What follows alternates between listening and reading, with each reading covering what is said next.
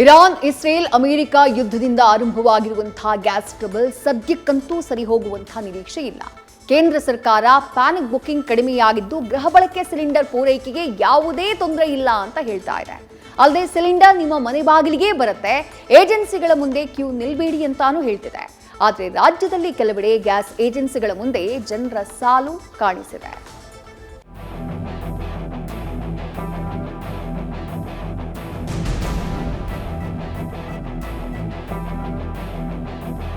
ಬಳ್ಳಾರಿ, ಕಲಬುರಗಿ, ಬೀದರ್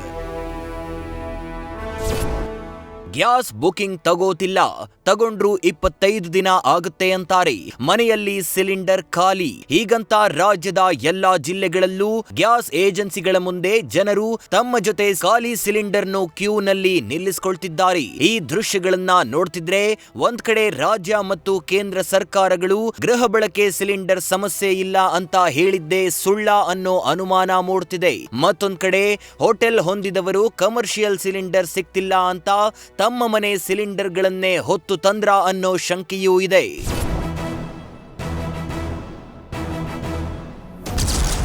ಬೆಲೆ ಜಾಸ್ತಿ ಆದ್ರೂ ಪರವಾಗಿಲ್ಲ, ಸಿಲಿಂಡರ್ ಸಿಕ್ಕರೆ ಸಾಕು. ಬಳ್ಳಾರಿಯಲ್ಲಿ ಬಿಗಡಾಯಿಸಿದ ಸಿಲಿಂಡರ್ ಸಮಸ್ಯೆ. ಬಳ್ಳಾರಿ ಜಿಲ್ಲೆಯ ಕುರುಗೋಡು ಪಟ್ಟಣದಲ್ಲಿ ಸಿಲಿಂಡರ್ ಪಡೆಯಲು ಬೆಳಗಿನ ಜಾವ 5 ಗಂಟೆಯಿಂದಲೇ ಜನರು ಕ್ಯೂನಲ್ಲಿ ನಿಲ್ತಿದ್ದಾರೆ. ಭಾರತ್ ಗ್ಯಾಸ್ ಏಜೆನ್ಸಿ ಮುಂದೆ ಅಡುಗೆ ಸಿಲಿಂಡರ್ಗಾಗಿ ನೂಕುನುಗ್ಗಲು ಉಂಟಾಗಿತ್ತು. ಸಿಲಿಂಡರ್ ಬೆಲೆ ಜಾಸ್ತಿ ಆದರೂ ಪರವಾಗಿಲ್ಲ, ಸಿಲಿಂಡರ್ ಸಿಕ್ಕರೆ ಸಾಕು ಅಂತ ಜನ ಸರ್ಕಸ್ ಮಾಡಿ ಸಿಲಿಂಡರ್ ಪಡೆದು ಮನೆಗೆ ತೆರಳುತ್ತಿದ್ದಾರೆ.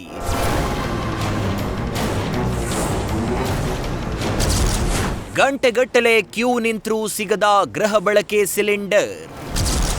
ಕಲಬುರಗಿಯ ಬಹುತೇಕ ಏಜೆನ್ಸಿಗಳ ಮುಂದೆ ಜನವೋ ಜನ. ಕಲಬುರಗಿಯಲ್ಲಿ ಎಲ್ಪಿಜಿ ಗ್ಯಾಸ್ ಸಿಲಿಂಡರ್ ಅಭಾವ ಸೃಷ್ಟಿಯಾಗಿದೆ. ಗ್ಯಾಸ್ ಸಿಲಿಂಡರ್ಗಾಗಿ ಏಜೆನ್ಸಿಗಳ ಮುಂದೆ ಜನ ಮುಗಿಬಿದ್ದಿದ್ದಾರೆ. ಆದರೆ ಗೃಹ ಬಳಕೆ ಎಲ್ಪಿಜಿ ಗ್ಯಾಸ್ ಸಿಲಿಂಡರ್ ಕೊರತೆ ಇಲ್ಲ ಅಂತ ಕಲಬುರಗಿ ಜಿಲ್ಲಾಡಳಿತ ಹೇಳಿದೆ. ಕಮರ್ಷಿಯಲ್ ಸಿಲಿಂಡರ್ ಪೂರೈಕೆ ಸ್ಥಗಿತವಾಗಿದ್ರೂ ಜನರಿಗೆ ಮಾತ್ರ ಟೈಮ್ಗೆ ಸರಿಯಾಗಿ ಗೃಹ ಬಳಕೆ ಗ್ಯಾಸ್ ಸಿಲಿಂಡರ್ ಸಿಗದೆ ಪರದಾಡುವಂತಾಗಿದೆ.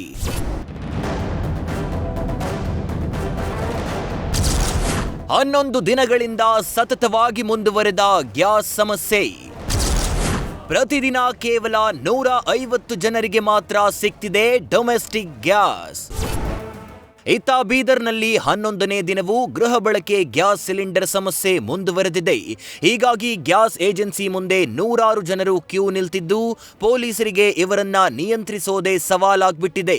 ಬೀದರ್ ಜಿಲ್ಲಾ ಕ್ರೀಡಾಂಗಣ ಬಳಿ ಇರುವ HP ಏಜೆನ್ಸಿ ಮುಂದೆ ಜನರು ಗಂಟೆಗಟ್ಟೆ ನಿಲ್ತಿದ್ದು ಪ್ರತಿದಿನ ಕೇವಲ 150 ಜನರಿಗೆ ಮಾತ್ರ ಗ್ಯಾಸ್ ಸಿಗ್ತಾ ಇದೆ ಎನ್ನಲಾಗ್ತಿದೆ. ಇದರ ಬಗ್ಗೆ ಮಾಹಿತಿ ಇದ್ರೂ ಜಿಲ್ಲಾಡಳಿತ ಸೈಲೆಂಟ್ ಆಗಿರುವುದು ಜನರನ್ನ ಕೆರಳಿಸಿದೆ. ಕೇಂದ್ರ ರಾಜ್ಯ ಸರ್ಕಾರಗಳು ಹೇಳಿದ್ಮೇಲೂ ಜನರಿಗೆ ಡೊಮೆಸ್ಟಿಕ್ ಸಿಲಿಂಡರ್ ಸಿಗ್ತಿಲ್ಲ.